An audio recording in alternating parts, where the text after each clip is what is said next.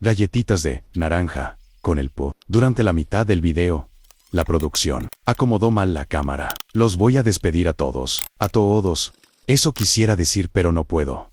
Porque yo soy la producción. Mientras voy a continuar con esta masa.